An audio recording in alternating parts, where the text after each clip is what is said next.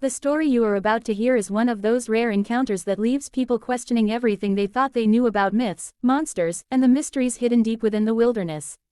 It begins in the far northern mountains, in a remote region where winter storms can arrive without warning and where silence sits heavy on the snow-covered forests.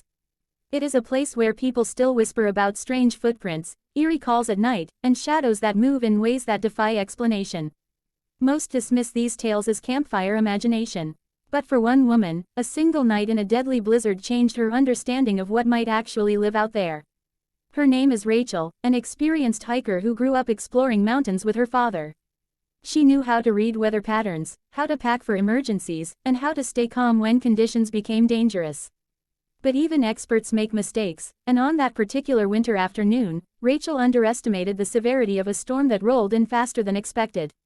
What began as a peaceful solo hike became a fight against nature itself as biting winds pushed down from the peaks and thick curtains of snow swallowed the trail.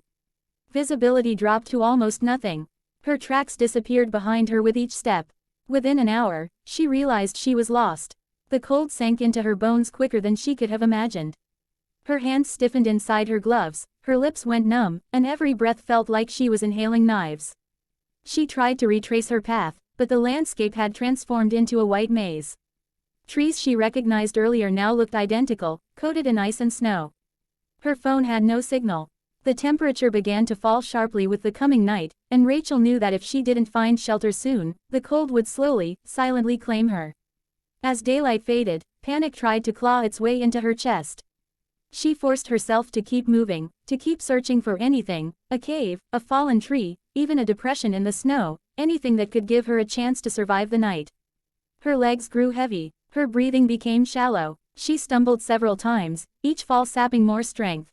The wind screamed between the trees, carrying with it a faint, distant sound she couldn't identify. At first, she thought it was just the storm, until the sound came again, louder this time. It wasn't the howl of the wind. It wasn't an animal cry she recognized. It was deeper, more resonant, something almost human but not quite. She froze. Fear and curiosity battled inside her. Every instinct told her to stay still and silent. Yet a strange new instinct, one she could not explain, told her she wasn't alone out there, that something was watching her in the blinding snow. She turned slowly, trying to spot the source of the sound. That was when she saw it. Through the swirling white haze, a massive shape emerged between the trees. At first, her mind tried to rationalize it, a bear, a large man in heavy winter gear, maybe even a moose. But as the figure approached, its height, its silhouette, and its slow, deliberate movements shattered every logical explanation. Towering nearly 8 feet tall, covered in long, dark hair that whipped in the storm winds, stood a creature Rachel had only heard described in legends, a Bigfoot. Her heart pounded. This was the moment most people imagine with terror, a face-to-face encounter with a mythical beast. But the creature's posture was not aggressive. It didn't charge. It didn't roar. It simply watched her with dark, intelligent eyes that reflected something unexpected, concern. Rachel was too exhausted to run even if she wanted to. Her body was shutting down, her vision narrowing at the edges. She swayed on her feet, ready to collapse. That was when the creature moved toward her, not with the speed of a predator, but with the cautious approach of something gauging whether she was a threat or in need of help. When she finally lost her balance and fell into the snow, the creature reached her in a few powerful strides. She expected pain. She expected the worst. Instead, she felt warmth. The Bigfoot knelt beside her, its enormous arms shielding her from the biting wind. Its body radiated heat like an enormous furnace, and when it gently lifted her off the ground, she felt the strange sensation of security rather than fear.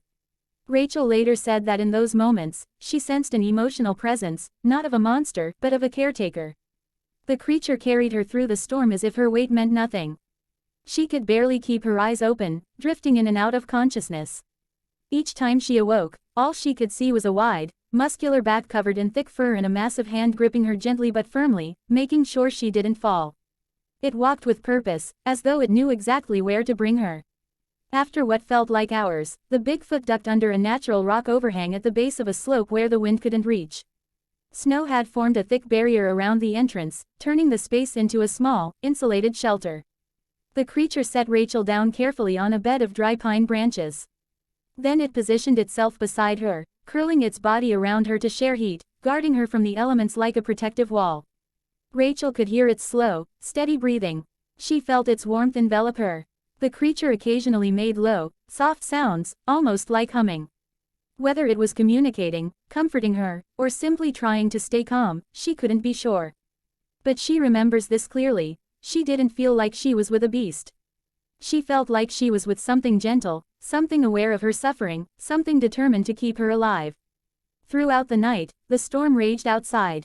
Snow pounded the landscape, trees bent and cracked under the weight of ice. But inside that natural shelter, Rachel stayed warm enough to survive. She drifted into deep, exhausted sleep, waking only when she felt the creature stand up at dawn. The storm had passed. Weak morning light filtered through the entrance. When she opened her eyes fully, the creature was standing at the edge of the shelter, looking out across the frozen forest. It turned back toward her one last time. There was something unmistakably emotional in its gaze, a mix of curiosity, relief, and perhaps even sadness. And then, without a sound, it stepped into the snow and disappeared among the trees. Rachel was found hours later by a search and rescue team. They traced her location after spotting disturbances in the snow from a helicopter. When they reached her, she was weak but alive. Medics agreed that given the temperature and the length of time she'd been missing, she should not have survived. Her clothes showed signs of being carried. The pine branch bedding still held traces of large prints. Investigators dismissed her story as hallucinations caused by hypothermia. But Rachel never wavered in her account. Friends and family who knew her described her as rational, responsible, and grounded, someone who would never invent such a tale. Even years later, her story never changed. A massive, unknown creature saved her life with tenderness and intelligence unlike anything she expected. Her experience sparks an important question: are the creatures we fear truly monsters, or are they simply misunderstood beings avoiding human contact? If something as mysterious as Bigfoot exists, is it automatically dangerous, or could it possess a sense of empathy beyond what we give it credit for?